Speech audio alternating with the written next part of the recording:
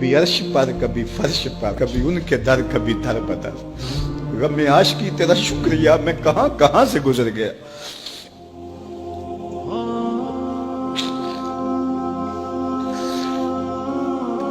یہ میری خوش قسمتی کہ میں حضور کا امت، ساری زندگی اس کا شکریہ ادا کرتا رہوں تو کہ شکر ادا۔ ہم حضور کے امتی، نبی انتظار کرتے رہے، نبی منتظر رہے۔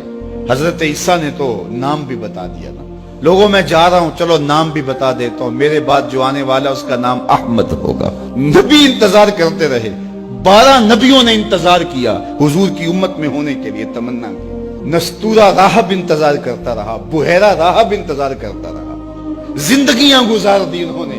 سلمان فارسی کی کہانی سن لو، مجوسی کے بیٹے تھے، حق کی طلب میں نکلے، باپ نے گھر سے نکال دیا، ایک پادری کے پاس جا کے رکے، زندگی بھر اس کی نوکری کی۔ جب اس کا آخری وقت آیا اس نے کہا میری تدفین کے بعد غموریا چلے جانا، وہاں کا پادری خدا رسیدہ ہے، تجھے اس سے کچھ مل جائے گا۔ کہتے میں وہاں سے غموریا آ گیا، پھر اس پادری کی ساری زندگی خدمت کی۔ جب وہ مرنے لگا تو اس نے کہا کوئی ایسا شخص نہیں ہے جس کے پاس اب میں تجھے بھیجوں، لیکن نبی آخر الزمان کے ظہور کے لمحے آ گئے، تو یہاں سے یثرب چلا جا، وہ اس نبی کی ہجرت گاہ ہوگی، تیری زندگی سنور جائے گی، تو نے بڑی محنت کی ہے، بڑی نوکری کی ہے میری۔ کہتے میں نے اس کو کہا کہیں ایسا نہ ہو میں دھوکہ کھا جو مجھے کوئی نشانی بتا دے۔ اس نے کہا 3 نشانیاں ہیں، ایک صدقہ نہیں لے گا، دوسرا ہدیہ رد نہیں کرے گا، تیسرا 2 کندھوں کے درمیان مہر نبوت۔ کہتے میں نے اس کی تدفین کی، یثرب کی جانب جاتے ہوئے ایک قافلے میں شامل ہو گیا، انہوں نے مجھے پکڑ کے اپنا غلام بنا لیا، لیکن میرے پہ مہربانی یہ کی کہ مجھے بیچا جا کے مدینے میں۔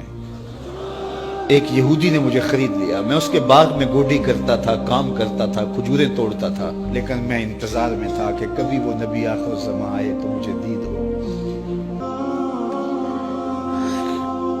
کہتے ہیں ایک دن میں اپنے باغ میں کھجوریں توڑ رہا تھا کہ ہواؤں میں مستی پیدا ہو گئی اور ہر سمت سے طلع البدر علینا کی صدائیں گونجنے لگی۔ میں سمجھ گیا کہ وہ لمحے آ گئے، میں نے چھلانگ لگا دی اور دوڑ پڑا۔ میرے آقا نے سمجھا شاید غلام بھاگ گیا، اس نے دوڑ کے مجھے پکڑ لیا۔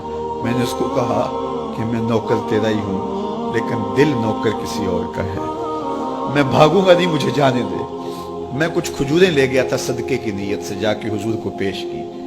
آقا کریم نے فرمایا ہم نبی صدقہ نہیں لیتے۔ کہتے ہیں نشانی ایک پوری ہوگی، کہتے ہیں کہ میں کچھ دنوں کے بعد اور کھجوریں لے گیا اور میری نیت ہدیہ کی تھی، میں نے پیش کی، حضور نے قبول فرما لی۔ لیکن میں بھی کہتا تھا تیسری نشانی بھی پوری ہو لے تو پھر مانوں گا، اور وہ کیا تھی؟ 2 کندھوں کے درمیان مہر نبوت۔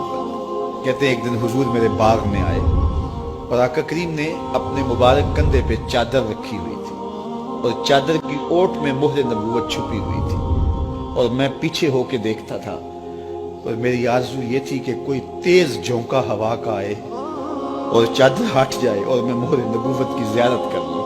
حضور میرے ارادہ قلب سے آگاہ ہوئے، فَأَلْقَى إِلَيَّ رِدَاءَهُ، حضور نے چادر اتار کے میری جانب پھینکی اور پھر ایسے رخ کر کے فرمایا انظر الی ما امرت بہ، اس پادری نے جو بتایا تھا دیکھ لے آ کے۔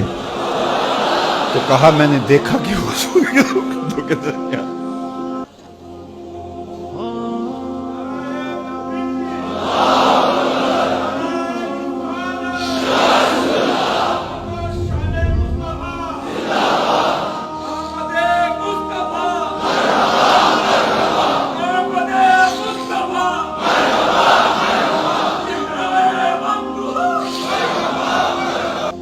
ہم نے تو کوئی انتظار نہیں کیا نا، ہم نے تو کوئی دکھ نہیں سہا، ہم سوئے تھے مقدر جاگ اٹھے۔